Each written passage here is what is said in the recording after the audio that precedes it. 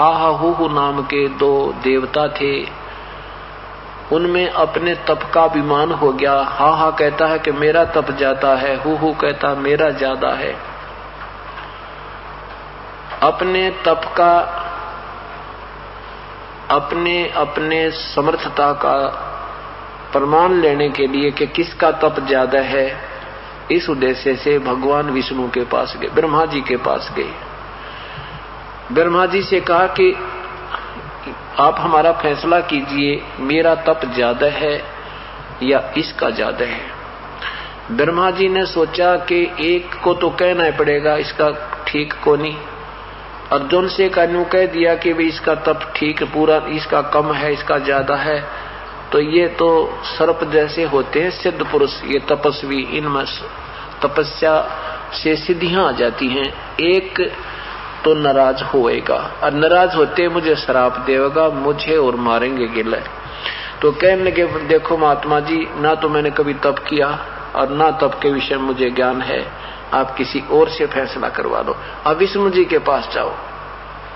अब ब्रह्मा जी ने अपना पीछा छुटाया, अब विष्णु जी के पास जाकर उन्होंने यही प्रश्न किया कि हे प्रभु, हमारा कौन से का तप ज्यादा है।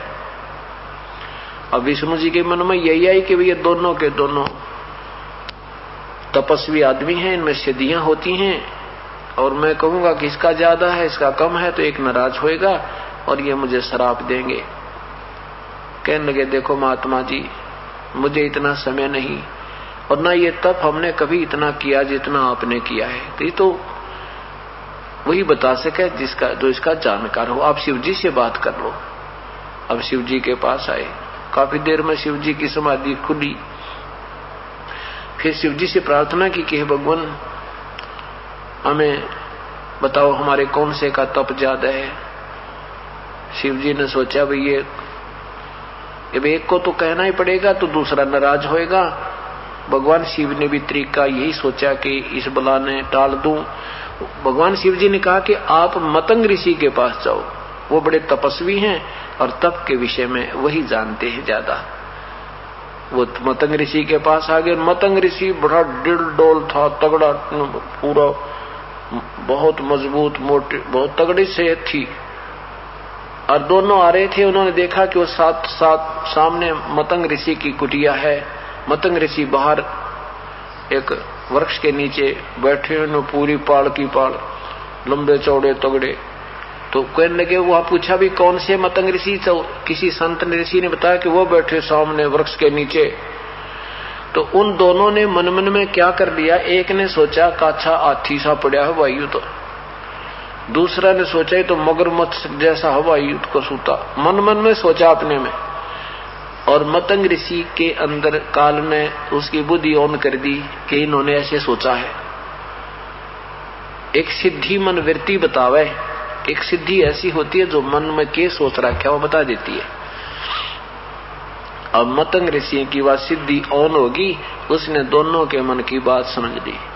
उन्होंने आकर पूछा कि ऋषि जी, हमारे में कौन से की सिद्धि ज्यादा, कौन से की तप ज्यादा है, हमारा फैसला कीजिए। मतंग ऋषि ने कहा कि तुम फैसला आप ही करो।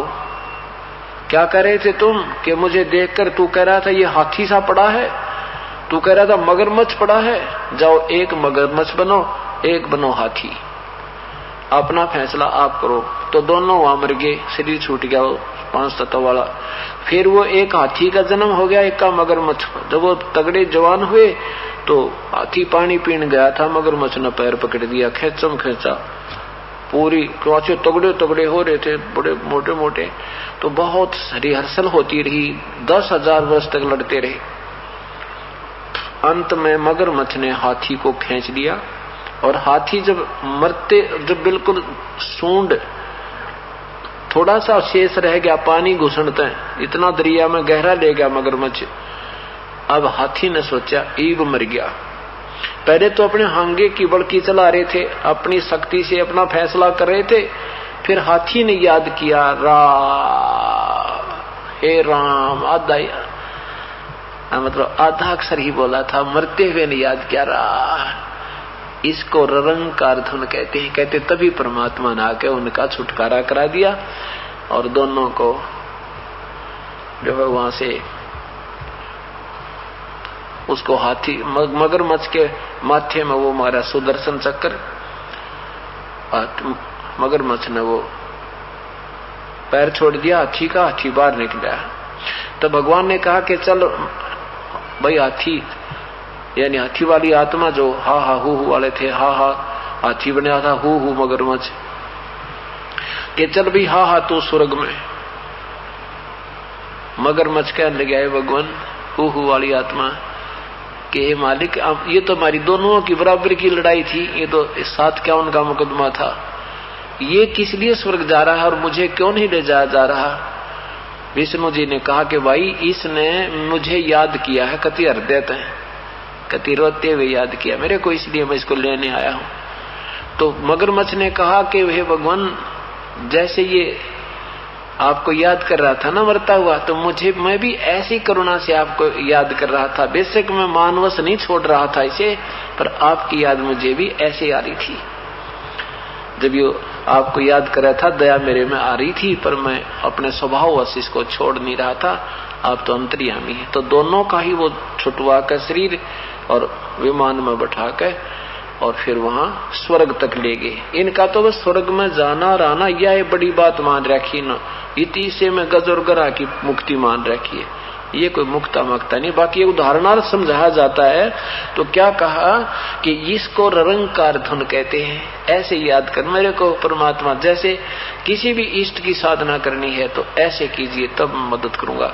तो यहाँ क्या बताते हैं, निरंकार रसता रहे मन बोरा रे, तू ही फुन लार समझ मन बोरा रे। जैसे माँ के गर्भ में आप करा करता ना, हे मालिक बोलते निकला कोई ना, तू ही है, तेरे बिना कोई दूसरा मेरा साथी नहीं है। कहते वही सतीची तू ईब बना ले, अब भूल जाए नकली नाते और रिश्तों को, केवल मुझे याद कर। बाकी अपना जो मैंने तेरी ड्यूटी लगाई है वो भी करता रहे। माँ की ड्यूटी लगाई है तो माँ का पूरा रोल कर, नहीं तो वह पिक्चर फेल हो जाती है। जो रोल ठीक ना करे तो उस भूमिका ठीक नहीं की। तो ये जो आपको भूमिका यहाँ दी है प्रभु ने, बेटे की, बेटी की, पति की, पत्नी की, माता की या पिता की, जो भी दी है उसको ठीक निभा, उसमें भी कोई डंडी मत मारिए। और फिर अपनी भक्ति में नागा मत करना, फिर मैं तेरे साथ रहूंगा।